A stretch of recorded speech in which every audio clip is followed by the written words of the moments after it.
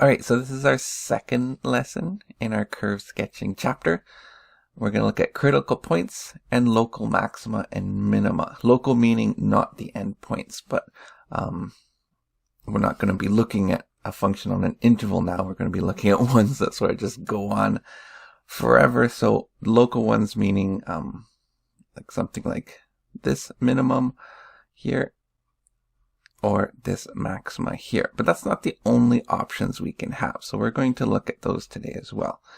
And a couple new terms, critical points and critical numbers. So we know right here we have a horizontal tangent, and right here we have a horizontal tangent. That horizontal tangent occurs when the derivative equals 0.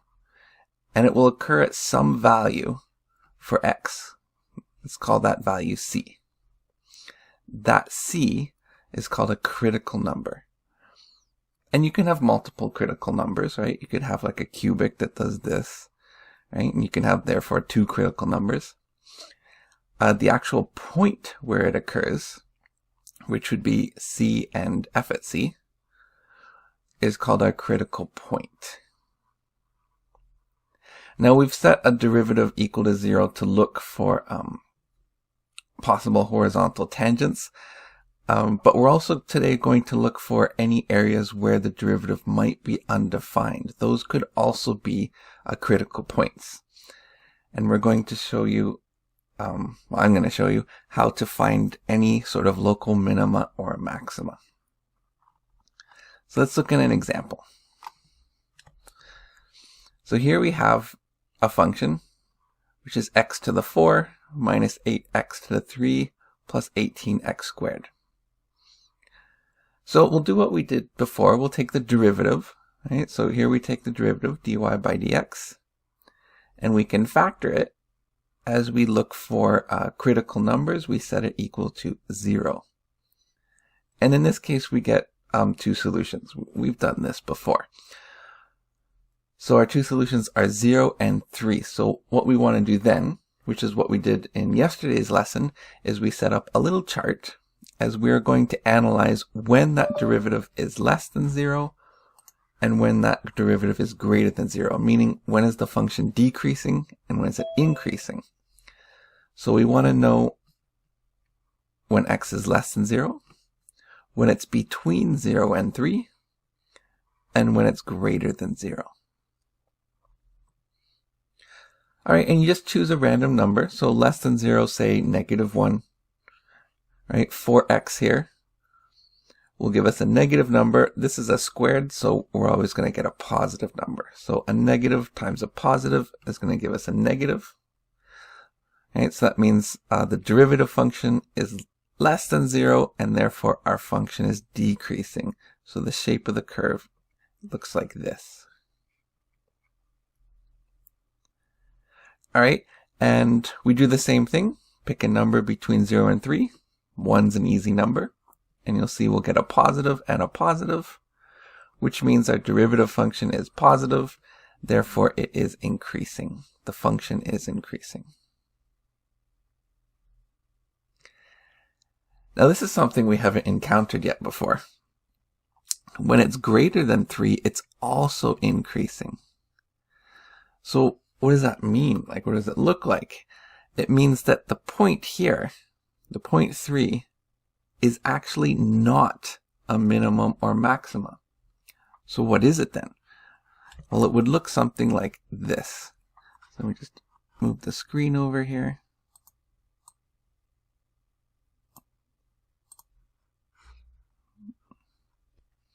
So it looks something more like this. So we're decreasing.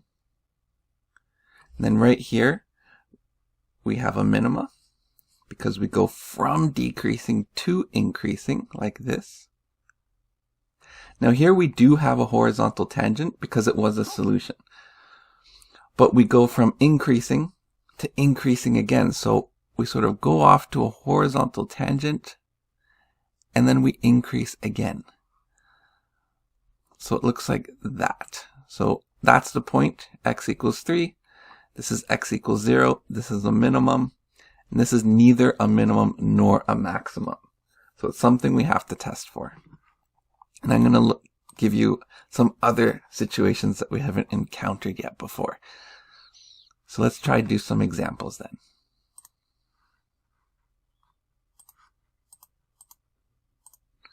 So our first example says, determine whether or not the function x cubed has a maximum or a minimum.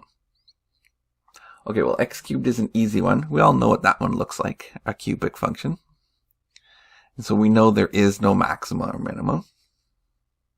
But let's test it with some algebra. So if the function is x cubed, the derivative then of the function would be 3x squared. And if we set that equal to 0, we only get one solution, x equals 0. But is that a minima or a maxima? So you test. So let's test values less than 0, and let's test values greater than 0. So the function, if it's less than 0, well, it's going to be positive because we have a square there. So the function, or the derivative function, will be positive. Same with if x is greater than 0, the derivative function will be positive. So we're going from increasing to increasing with a horizontal tangent in between. Okay, now this, remember the new terminology, this is called a critical number.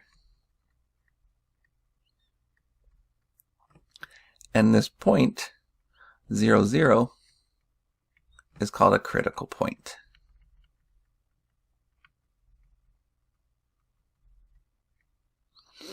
Okay, it didn't give us a maximum or minimum point, but it was still a solution to our derivative. Right, so our second example is a graph that looks like this. This is called a cusp.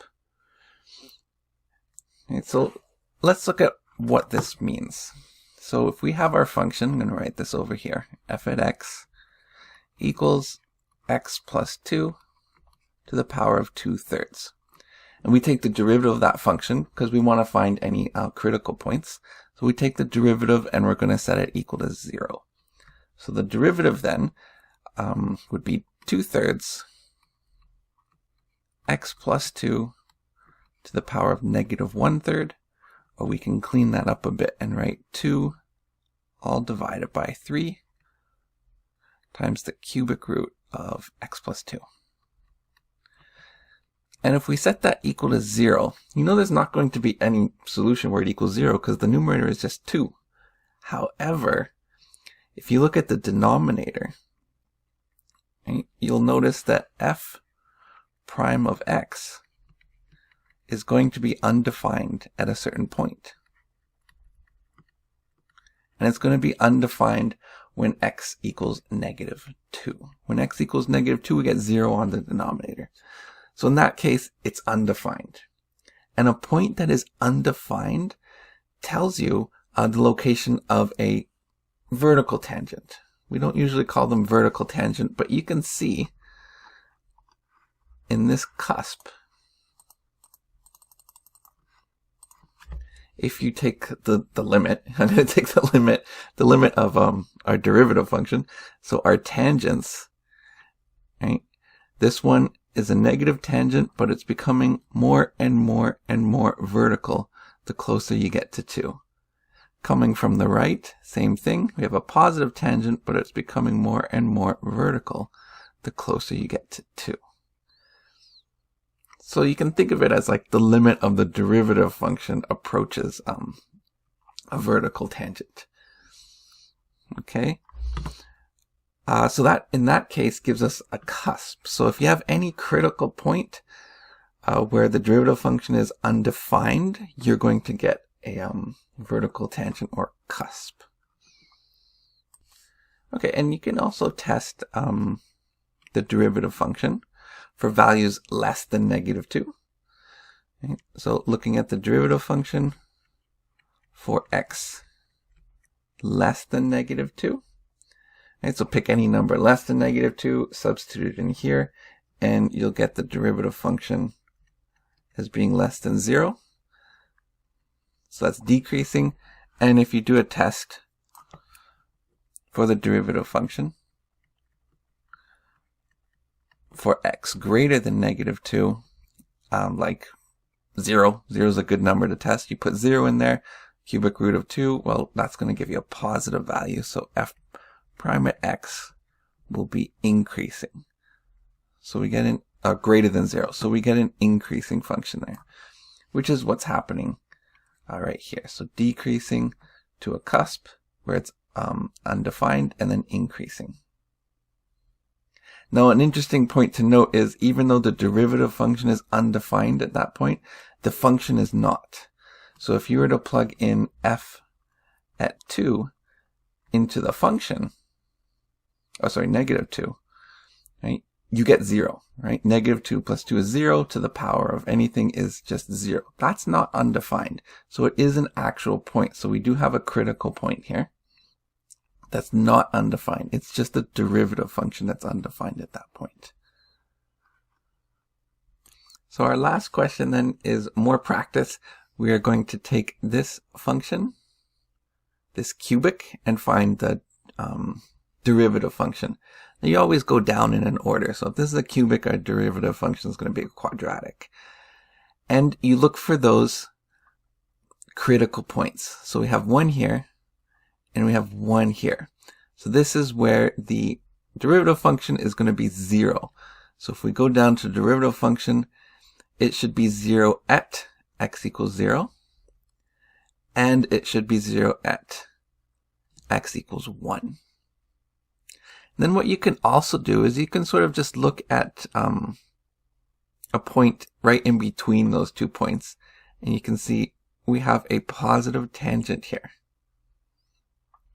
You can even look at the graph and sort of estimate what that tangent is. It might be like 2/3 just by looking at it. And the point is it's going to be positive here. It's also going to be, all the slopes are going to be negative here. So the value of our derivative function will be negative here and here, and positive here. So since it's positive here, we have this.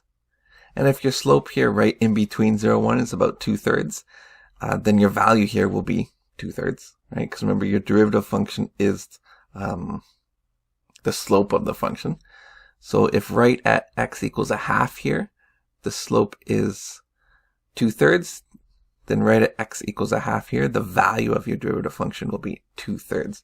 So we can even write this point here will be 1/2 and 2/3. Okay, and then we have our negative, right? Because it's decreasing, so our derivative function is negative. Then it becomes positive going through these points, and then negative again as it's decreasing.